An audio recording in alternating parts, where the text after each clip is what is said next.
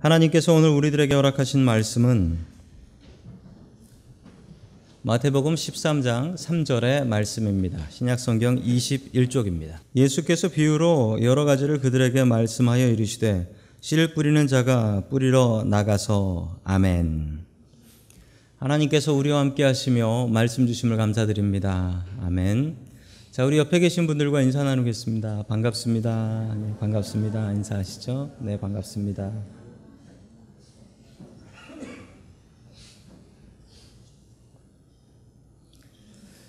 독일 농업교육장에 걸려있는 액자 하나가 있습니다.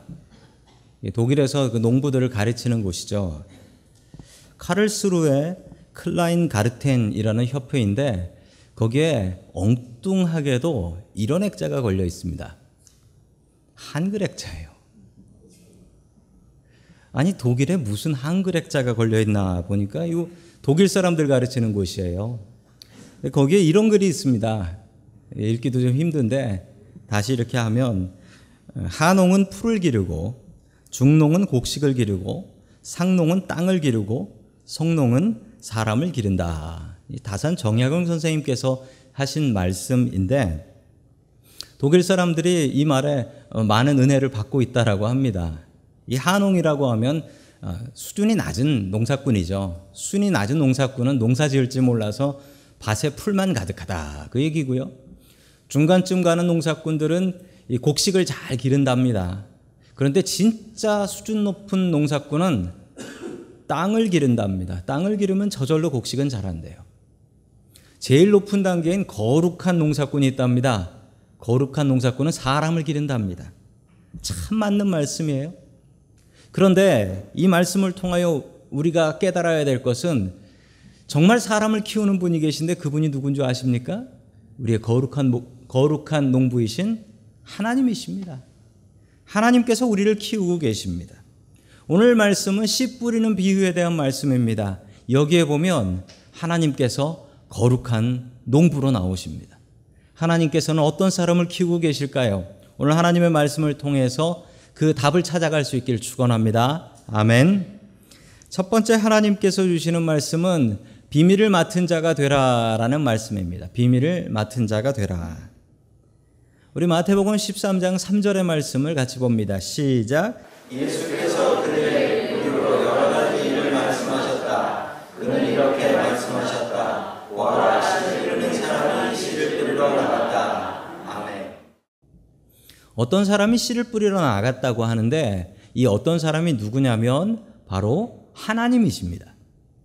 오늘 말씀은 비유라서 그 뜻을 알아야 되는데 하나님께서 씨를 뿌리고 계신 것입니다.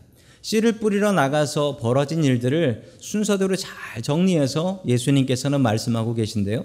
첫 번째 뿌린 곳은 어떠했을까요? 우리 4절 말씀 봅니다. 시작. 그가 씨를 뿌리는데 더러는 길가에 떨어지니 새들이 와서 그것을 쪼아 먹었다. 아멘.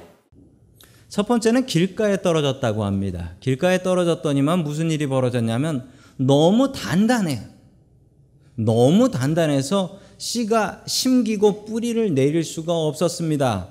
그러니까 날아가던 새들이 배도 고픈데 잘 됐다 해서 콕콕 쪼아서 찍어 먹었다라는 것이죠.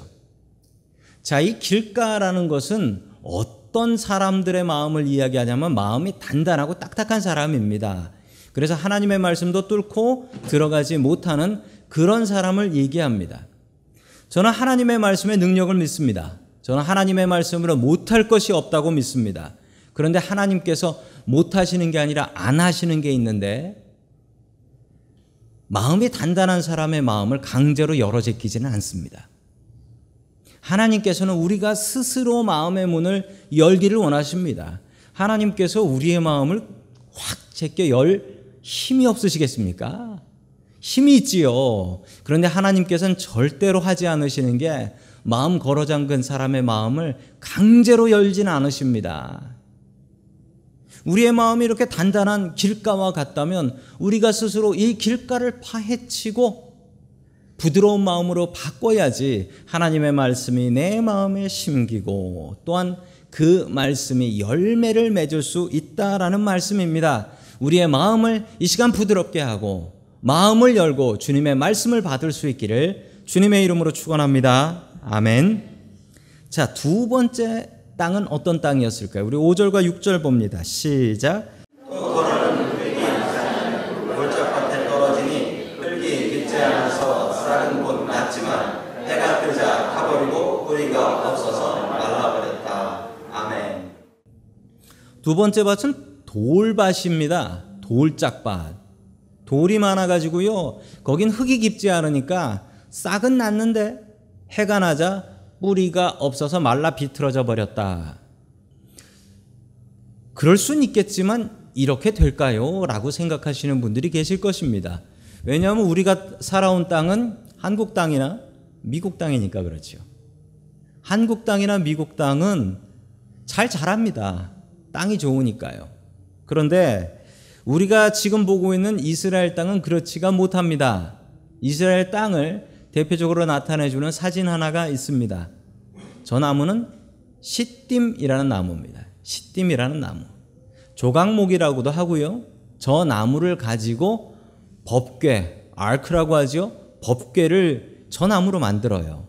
그런데 저 사진을 잘 살펴보시면 저 이스라엘 땅이 어떤 땅인지 잘 알 수가 있습니다. 주변에 뭐가 있습니까? 산이 있지요. 산에도 아무것도 없지요. 아니, 저런 곳에 어떻게 저런 나무가 있지요? 그래서 여행자들이 지나가다가 저 나무 밑에서 쉬더라라고 이야기를 합니다. 근데 저 나무를 연구하신 분들 중에 한 분이 저 나무 뿌리가 얼마나 깊은가 파봤는데, 아니, 심한 건 100m까지 뿌리를 내리고 있대요. 100m까지. 왜 100m까지 내리는 줄 아세요? 거기에 물이 있으니까. 나무들 뿌리가 얼마나 강한지 모릅니다. 그래서 이 하수구 있잖아요. 하수구 새는데 그 나무 뿌리들이 그렇게 많이 파고 들어간대요. 그 파이프와 파이프, 강철 파이프 사이를 나무 뿌리가 뚫고 들어간답니다. 실제로 그런 일들이 벌어집니다. 자, 이스라엘은 물이 부족합니다. 그래서 뿌리가 중요해요. 뿌리를 깊이 내리지 못하면, 아니 돌짝밭이면 뿌리를 깊이 내리지 못해요. 그러면 그 나무는 죽습니다. 그 풀은 죽어요. 오늘 이야기의 뿌리를 깊이 내리지 못한다라는 것은 뭐냐면요, 흙 밑에 뿌리를 내리는 것은 내 마음속을 얘기합니다. 신앙생활을 하는데 방해가 되는 것이 내 마음속에 있는 것들입니다. 내 마음의 선입견, 내 마음의 선입견, 그리고 내 마음속에 있는 상처, 내 마음속에 있는 근심, 지금도 여러분들을 누르고 있는 이 근심, 설교 똑바로 못 듣게 하는 그 근심, 걱정, 그런 것들이 하나님의 말씀이 좀 깊이 들어가려고 하는데 그것을 막는다라는 것입니다. 오늘 이 시간 근심과 걱정거리가 있습니다. 내 마음을 누르고 있는 신앙에 방해되는 것들이 있습니다. 그것들을 뽑아내어 던져버리시고 말씀의 뿌리가 내 마음속에 깊이 깊이 들어갈 수 있기를 주님의 이름으로 축원합니다. 아멘. 세 번째 밭은 7절의 말씀입니다. 같이 봅니다. 시작. 또 더러는 가시덤불에 떨어지니 가시덤불이 자라서 그 기운을 막았다. 아멘. 세 번째는 가시덤불이라고 합니다. 요 세 번째 씨는 뿌리를 잘 내리고 들어갔습니다. 잘 자라고 있는데 그 위에 자기하고 상관없는 가시덤불이 자라고 있어 그것이 눌러서 제대로 자랄 수가 없었다라고 이야기를 합니다. 오늘 이 이야기 세 번째 밭이 상징하는 것은 우리 신앙생활 하는 데 있어서 밖에서 나를 괴롭게 하는 것들이 있다라는 거예요. 밖에서.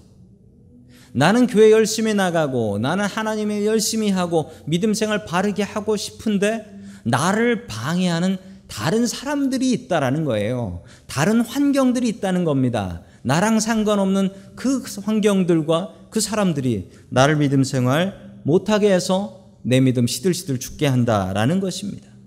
이런 일들을 위해서 기도하시고 그 환경들이 바뀌기 위해서 애를 써야 합니다. 마지막 네 번째 밭입니다. 8절 말씀 같이 봅니다. 시작. 그러나 너는 좋은 땅에 떨어져서 열매를 맺었는데 어떤 것은 100배가 되고 어떤 것은 60배가 되고 어떤 것은 30배가 되었다. 아멘. 좋은 땅입니다. 이 좋은 땅에 심겨진 씨는 열매를 맺는데 100배, 60배, 30배가 되었다. 좋은 땅의 특징이 있습니다. 좋은 땅의 특징은 단단하지가 않아요. 그래서 씨가 잘 심깁니다. 그리고 좋은 땅의 특징은 그거로 끝이 아니에요. 좋은 땅은 거기서 많은 열매를 맺는다라고 합니다. 우리의 믿음이 좋은 땅이 되는 것은 무엇일까요? 하나님의 말씀을 쉽게 믿는 것입니다. 들으면서도 저게 사실이겠어? 그렇게 되겠어? 라고 생각하는 게 아니라 아멘하고 받는 거고요. 그리고 그 받은 말씀이 나의 삶을 조금씩 바꿔서 내 삶의 열매가 나오는 것입니다. 아니 어떻게 30배, 60배, 100배나 거둘 수 있을까 생각하시는 분도 계실 텐데요. 화면 보시면 저건 옥수수입니다. 잘 익은 옥수수인데 제가 저 옥수수 알이 몇 개인가 세보다가 눈이 아파서 관뒀어요. 저걸 먹으라면 먹겠는데 세지는 못하겠더라고요. 더 놀라운 사실은 저건 뒷면도 있다는 사실. 그리고 저 옥수수 하나 한 그루에 저런 게 몇 개 있을까요? 생각해 보시면 한 알의 옥수수가 30배, 60배, 100배는 아이고 말도 안 되는 소리예요. 수천 배의 열매를 맺습니다. 수천 배의 열매를. 우리가 좋은 땅이 되면 그 열매를 수천 배나 아니 수만 배나 맺을 수 있습니다. 오늘 비유는 이 비유인데 비유는 뜻을 알아야 됩니다. 원래 뜻을 알아야 돼요. 원래 뜻 농부는 하나님이십니다. 그리고 씨는요 하나님께서 우리의 마음속에 말씀과 믿음을 주시는 거예요. 밭이 있습니다. 이 밭은 우리 사람들의 마음이에요. 하나님께서는 이 비유를 통해서 우리들의 마음에 믿음과 또한 말씀의 씨를 뿌리고 계시다라는 것을 알 수 있습니다. 자, 그 이야기를 뒤에서 이렇게 주님께서 또 사람들을 모아서 이렇게 설명하십니다. 우리 11절 봅니다. 시작. 예수께서 그들에게 대답하셨다. 너희에게는 하늘나라의 비밀을 아는 것을 허락해 주셨지만 다른 사람들에게는 그렇게 해 주셨다. 아멘. 이렇게 비유로 말씀하신 이유가 여기에 있습니다. 자, 여기에 보면 사람들을 얘기하는 대명사가 두 개 나옵니다. 뭐지요? 너희 그리고 또 다른 사람들 이렇게 둘로 구분합니다. 너희에게는 알려주었고 다른 사람들에게는 숨겼다라는 것입니다. 자, 비유는 이런 특징이 있습니다. 첫 번째 비유의 특징은 아니 이스라엘에서 농사 짓는 사람들이 이 얘기를 들으면 다 이해를 해요. 쉽게 이야기하려고. 또 하나의 특징은 비유는 상징이기 때문에 심볼라이즈를 하기 때문에 숨기고 싶은 거를 숨길 사람들한테 숨길 수 있어요. 알릴 사람한테 알릴 수 있다라는 것입니다. 오늘 주님께서는 우리에게 비밀을 말씀해 주십니다. 여기에 모인 너희들이 되어야 되는데 이 너희들, 비밀을 아는 너희들의 특징은요. 조금 전에 예수님께서 사람들 많이 모아놓고 설교하실 때 그 얘기를 들은 사람들인데 그런데 그 얘기가 너무 궁금한 거예요. 그래서 예수님께 나와서 주님 그 뜻이 뭡니까? 라고 물어보고 공부하는 사람들이에요. 너희가 되어야지 비밀을 알 수 있습니다. 다른 사람들이 되면 이 비밀을 알 수가 없어요. 그리고 비밀을 아는 사람들의 특징이 있습니다. 비밀을 아는 사람들은 그 아는 사람들끼리 똘똘 뭉칩니다. 우리가 그 비밀을 아니까. 비밀 아는 사람들은 똘똘 뭉치고 우리라는 연대감이 있습니다. 오늘 여기에 모이신 성도님들, 주님의 비밀을 아는 그 연대감을 갖고 사는 바른 크리스찬들 되시길 축원합니다. 아멘. 자, 고린도전서 4장 1절의 말씀을 봅니다. 시작. 사람이 이와 같이 우리를 그리스도의 일뿐이요 하나님의 믿음을 맡은 알림으로 거야 합니다. 아멘. 하나님의 비밀을 아는 사람이 되어야 되는데 오늘 성경 말씀에 나오는 이 비밀은 한국말 비밀로 뜻을 아시면 안 돼요. 비밀은 어떻게 해야 됩니까? 지켜야 됩니다. 비밀은 지켜야 돼요. 비밀은 소문내면 그건 아주 나쁜 사람인 거죠. 비밀인데. 그런데 오늘 성경 말씀에 나오는 이 비밀은 우리가 알고 있는 그 한국말 비밀이 아니에요. 이 비밀은 아주 귀한 것을 몇 사람밖에 모르고 있어서 그 사람들이 열심히 소문내서 알려야 되는 비밀입니다. 우리가 크리스찬이고 우리가 예수 믿고 천국 간다는 비밀이 있습니다. 그거 진짜 비밀로 만드시면 안 돼요. 이건 소문 내야 되는 거예요. 하나님의 말씀, 이 비밀을 알려고 힘쓰십시오.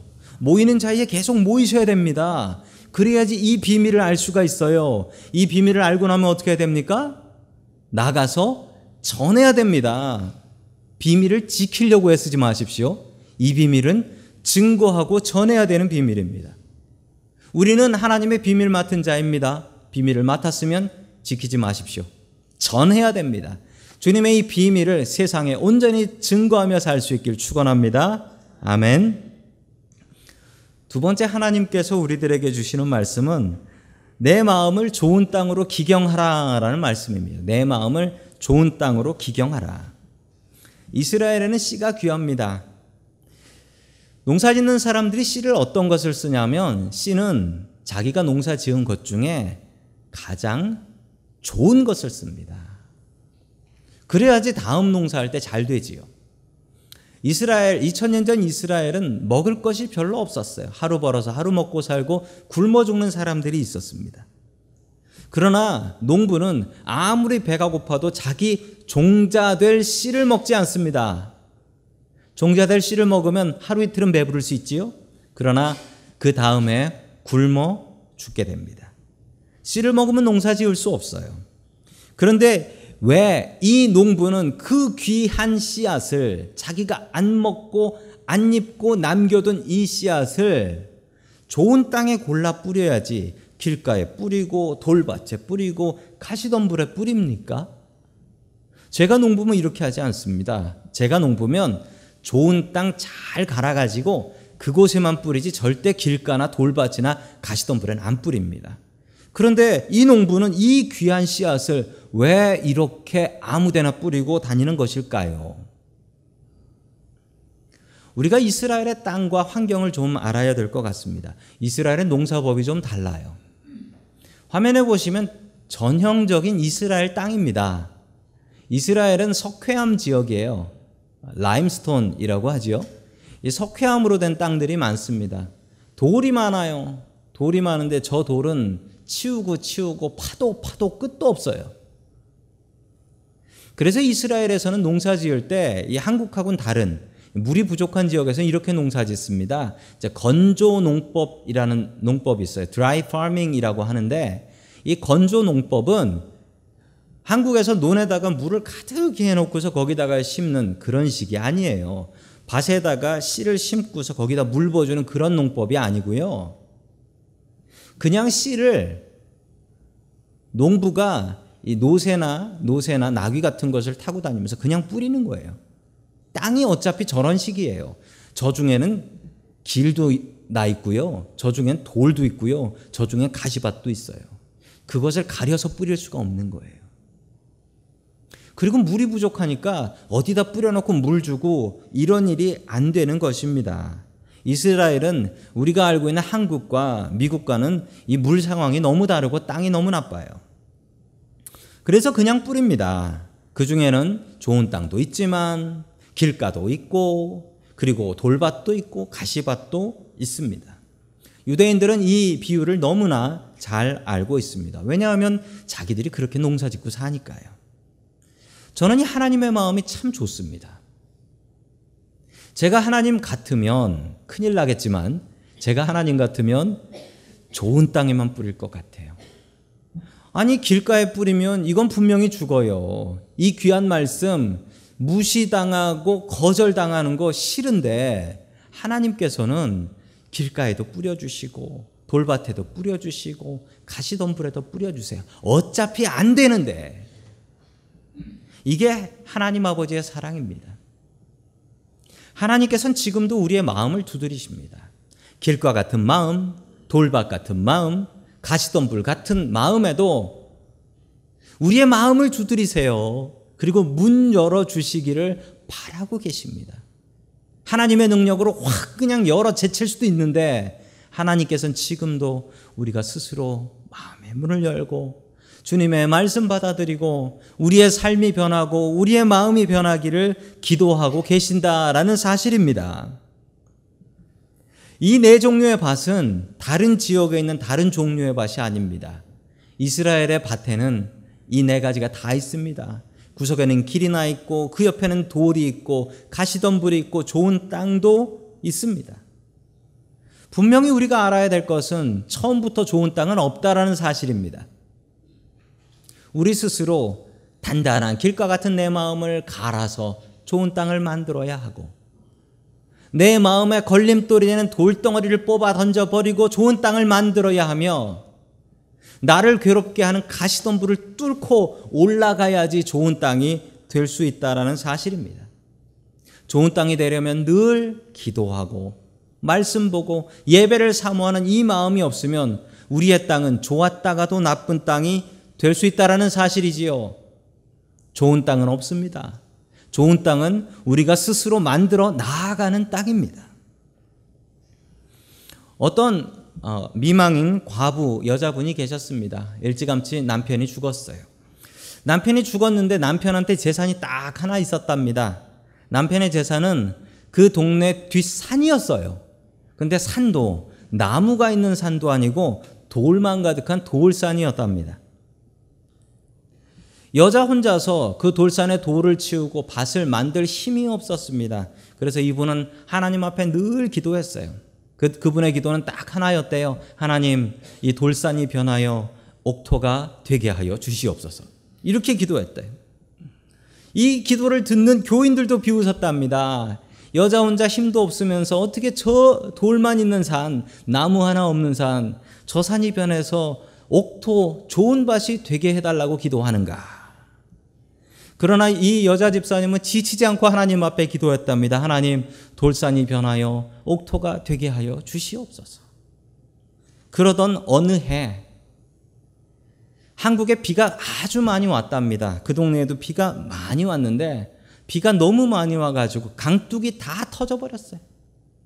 강둑을 복구하려고 나라에서 나와서 공사를 하려고 하는데 강둑을 메우려고 하니까 필요한 게 무엇? 돌이 필요한 거예요. 그래서 이 동네 돌이 어딨나 보니까 돌산이 보이더랍니다. 저 산 주인이 누구냐고. 저 과부라고. 그래서 나라에서 나온 공무원이 그분에게 가서 이 돌산에 있는 돌을 치워주는 게 아니라 팔래요. 그래서 돌 무게 달아서 팔았답니다. 그리고 나니까 그 돌 다 치우고 나니까 어떻게 됐어요? 옥토가 되었답니다. 하나님께서 하시면 못하실 일이 없는 줄로 믿으시기 바랍니다. 아멘. 원래 좋은 땅은 없습니다. 길가 같은 마음이고 돌밭 같은 마음이고 가시덤불 같은 마음입니다. 그러나 이 마음을 우리가 스스로 바꿔서 좋은 땅 되게 해야 합니다. 믿지 않는 단단하고 완악한 마음 갈아서 부드러운 마음으로 만들어야 되고 내 마음속에 지금도 누르고 있는 그 돌덩이 같은 근심들 그거 뽑아서 던져버려야 하고 나를 짓누르고 신앙생활 못하게 하는 그 나쁜 환경들을 내가 믿음으로 극복하고 뚫고 올라가야 합니다. 그래야 좋은 땅 될 수 있습니다. 처음부터 좋은 땅 없습니다. 나쁜 땅을 갈아서 좋은 땅으로 만들어 열매 맺고 살아갈 수 있기를 주의 이름으로 간절히 축원합니다. 아멘. 세 번째 마지막으로 하나님께서 주시는 말씀은 씨 뿌리는 사람이 되라라는 말씀입니다. 씨 뿌리는 사람이 되라. 마지막으로 주시는 말씀은 하나님께서 씨 뿌리는 분이셨던 것처럼 우리도 하나님을 닮아 씨를 뿌리는 사람이 되어야 한다라는 사실이지요. 우리는 열매를 거두려고 합니다. 그런데 씨는 뿌리려고 하지 않습니다. 왜냐하면 씨 뿌리고 너무 오래 기다려야 하니까. 심지어는 내가 뿌린 씨를 내가 거두지 못할 수도 있으니까 우리는 씨 뿌리기보다는 좀 어디서 쉽게 거둘 수 있는 게 없냐라고 생각을 합니다. 오늘 불렀던 찬양의 가사를 보면 씨를 뿌릴 때에 나지 아니할까 슬퍼하며 심히 애탈지라도 나중 예수께서 칭찬하시리니 기쁨으로 단을 거두리로다. 저는 이 찬양의 가사가 참 좋습니다. 씨를 뿌릴 때 나지 아니할까 걱정이 됩니다. 길가에 떨어지면 새가 쪼아 먹을 것이고 돌밭에 떨어지면 그 근심 걱정 때문에 뿌리를 못 내릴 것이고 가시덤불에 떨어지면 자라다가 가시덤불에 눌려 끝이 날 거고 바람이 불면 바람에 날아가고 비가 많이 오면 비에 쓸려 내려가서 오늘 찬양의 가사에 보면 나지 아니할까 슬퍼하며 심히 애가 탄대요. 애가 탄대요. 그래도 뿌려야 되는 이유는 뭡니까? 우리가 기쁨으로 단을 거두기 때문에 뿌리는 게 아닙니다. 세 번째 줄에 뭐라고 나와요? 나중 예수께서 칭찬하시리니. 이게 답이에요. 나중 예수께서. 내가 뿌린 거 내가 못 거둘 수도 있습니다. 내가 뿌린 게 다 쓸려 내려가 버릴 수도 있습니다. 그래도 뿌려야 되는 이유는 뭡니까? 나중 예수께서 칭찬하시리니. 내가 먹으려고 하는 게 아니에요. 저 천국 간 날 주님께서 나를 칭찬하실 거예요. 그때 칭찬은 뭐로 하냐면 얼마나 많이 거둬들였냐로 칭찬받는 게 아닙니다. 얼마나 많이 뿌렸냐로 칭찬받습니다. 저는 이 주님의 마음이 참 좋습니다. 우리가 얼마나 거둬들여서 얼마나 많은 열매를 맺었느냐가 아니고요. 뿌릴 때 그 뿌린 사람에게 복 내려 주신다라는 것입니다. 우리 주님의 마음, 이 찬양을 본받으십시오. 나중 예수께서 칭찬하실 걸 바라며 씨 뿌리며 살길 축원합니다. 아멘. 미국은 아프리카에서 노예를 참 많이 붙잡아 왔습니다. 그 노예를 붙잡아 온 이유가 있는데 이 붙잡혀온 노예들이 주로 일했던 곳은 미국 남부에 있는 목화밭이었습니다. 왜 그랬냐면요. 저 목화라는 식물의 특징이 있는데 사람이 옷을 해 입으려면 저 목화가 있어야죠. 커튼이 있어야지 옷을 해 입습니다. 그럼 미국의 이민자들이 자꾸 들어오니까 이민자들이 옷을 입어야 돼서 저 목화가 더 많이 필요했던 거예요. 그런데 저 목화가 손이 너무 많이 가는 식물이래요. 특별히 저 목화가 문제가 있었던 것은 저 목화가 자라면 목화가 자란 땅에 있는 그 질소를 다 빨아먹는답니다. 그래서 한 해 목화 농사를 짓고 나면 땅이 너무나 나빠진대요. 그러면 거기다가 거름을 뿌리고 농사를 짓는 사람들이 필요한 거죠. 그래서 자꾸 아프리카에서 흑인들을 붙잡아 와서 목화밭에 노예로 사용하곤 했다고 합니다. 미국에서는 1861년에 3년 동안 이 목화 농사를 짓는 남부 지역과 그리고 공업화된 북부 지역이 서로 나뉘어서 전쟁까지 했습니다. 그 중심에 있는 것이 저 바로 목화입니다. 목화를 위해서라면 전쟁하겠다라는 것이죠. 사람이 옷을 입고는 살아야 되지 않겠습니까? 자, 이렇게 아프리카에서 잡혀온 노예들이 있었는데 그 중에 한 남자아이가 태어났습니다. 형제가 5명이나 됐다라고 해요. 그런데 그 당시에 그 노예 상인들이 얼마나 잔인했냐면요. 노예로 팔아먹고서 노예로 일을 하면 몰래 가서 그 노예를 다시 또 훔쳐와요. 그래서 팔아먹었대요.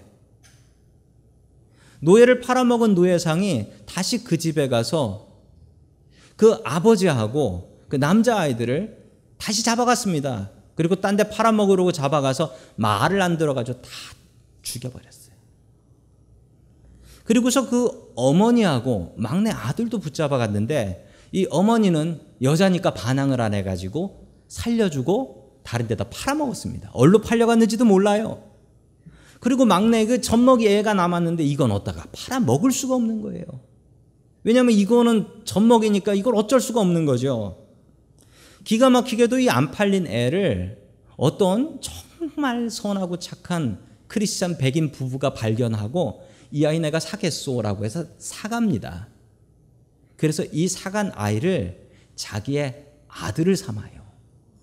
이야, 1860년대에 백인 부부가 흑인 아이를 아들로 삼고 이 아이에게 믿음을 가르치고 하나님을 가르쳐 주고 그리고 이 아이가 공부를 할 수 있게 했는데 문제가 있어요. 그 당시에 이 흑인 아이가 다닐 수 있는 학교가 없어서 전국을 수소문해가지고 이 흑인 아이에게 대학을 보내주고 공부를 시킵니다. 근데 이 아이가 공부를 잘했어요. 그래서 박사학위를 받습니다. 농업으로 박사학위를 받아요. 바로 이분입니다. 이분이에요. 조지 워싱턴 칼버라는 분이신데 저분을 조사하다 보니까 참 안타까운 게 저분이 언제 태어났는지 자기도 몰라요. 태어나가지고 부모님 잃고 납치돼 버렸기 때문에 자기도 몰라서 1860년대에 이렇게 그냥 S 써져 있어요. 이분이 자기가 빚진 마음으로 삽니다. 내가 노예로 끌려왔는데 공부하고 박사까지 받았으니 이걸 어떻게 갚을까? 하나님, 내가 이걸 어떻게 갚으면 좋겠습니까? 그러면 이분이 연구를 하다가 그래, 내 형제들이 일하는 저 목화밭을 없애야 된다. 어떻게 하면 저 목화밭을 없앨 수 있을까? 이분이 고민하다가 연구를 하는데 발견한 것이 뭐냐면 목화가 나쁘게 한 땅을 좋게 할 수 있는 방법은 땅을 좋게 하는 식물을 심으면 되는데 그게 바로 땅콩인 것을 발견합니다. 땅콩을 심으면 땅이 좋아지더래요. 그래서 이 사실을 미국 전체에 알립니다. 땅콩을 심으면 땅이 좋아진다. 사람들은 앞다투어 땅을 좋게 만들려고 땅콩을 심기 시작했습니다. 그러자 목화 농사가 자꾸 줄어들기 시작하는 거예요. 왜냐하면 땅콩 심고 땅이 좋아지면 그 다음에 목화를 심으면 되거든요. 옷은 썩는 게 아니니까. 칼버 박사는 목화 대신에 땅콩을 심게 해서 미국의 농사를 바꿉니다. 그러자 세상이 변하기 시작했습니다. 노예들이 쓸모가 없어지기 시작한 거예요. 저 비싼 노예를 사서 쓸 필요가 없는 거예요. 농사일이 줄었는데. 그런데 문제가 생겼습니다. 너도 나도 땅콩을 키우다 보니까 땅콩이 풍년이 돼서 이 땅콩을 도대체 어떻게 할 방법이 없는 거예요. 땅콩을 캐지도 않고 그냥 버리더래요. 사람들은 이 칼버 박사를 욕하기 시작했습니다. 그냥 목화나 키우게 할 것이지 왜 땅콩을 이렇게 심게 해가지고 이 땅콩이 이거 어떻게 하냐고. 칼버 박사는 다시 하나님 앞에 기도합니다. 하나님, 어떻게 하면 이 위기를 해결할 수 있겠습니까? 하나님께서 그러면 땅콩으로 만들 수 있는 것을 더 만들면 되지 않겠니? 이 마음을 주셔서 이분이 무슨 발명왕도 아닌데 이분이 발명을 200개를 넘게 해요. 뭘 발명했냐면 땅콩 비누 써보셨어요? 고소하대요. 땅콩 기름, 땅콩 잉크, 그리고 우리가 너무나 잘 알고 있는 땅콩 버터를 이분이 개발하신 거예요. 피넛 버터. 대단한 분이시죠. 이분이 이 많은 것들을 개발하셔서 땅콩을 쓸모있게 만드셨어요. 그리고 이 만든 것에 대한 특허까지도 포기하셔서 누구나 다 공짜로 다 쓸 수 있게 만들어버렸습니다. 씨를 뿌리는 사람이에요. 그러나 자기가 거두지 않습니다. 미국의 농업을 바꾸고 미국의 남북전쟁이 종식되면서 진정한 평화를 누릴 수 있었던 것은 이분의 연구 결과 때문이었습니다. 어떻게 하면 세상을 바꿀까? 어떻게 하면 세상을 바꿀 수 있을까? 이분의 말을 따라서 땅콩 농사 짓다가 땅콩 장사 잘해가지고 대통령 된 분도 있어요. 아시는 분들은 아시죠? 땅콩 장수 지미 카터. 이 사람 땅콩 장수였습니다. 우리는 열매를 더 사모합니다. 과일의 열매를 더 좋아하지요. 씨 좋아하는 사람이 어디 있겠습니까? 그러나 오늘 성경 말씀은 이렇게 이야기합니다. 씨 뿌리는 사람이 되라. 내가 못 먹더라도 씨 뿌리는 사람이 되라. 오늘 찬양의 가사가 저의 마음을 참 깊이 울립니다. 씨를 뿌릴 때 나지 아니할까? 슬퍼하며 심히 애가 탈지라도 나중 예수께서 칭찬하시리니 기쁨으로 단을 거두리로다. 씨 뿌리기 힘들더라도 주님의 칭찬을 사모하며 씨를 뿌리며 살아갈 수 있는 저와 성도 여러분들 될 수 있길 축원합니다. 아멘.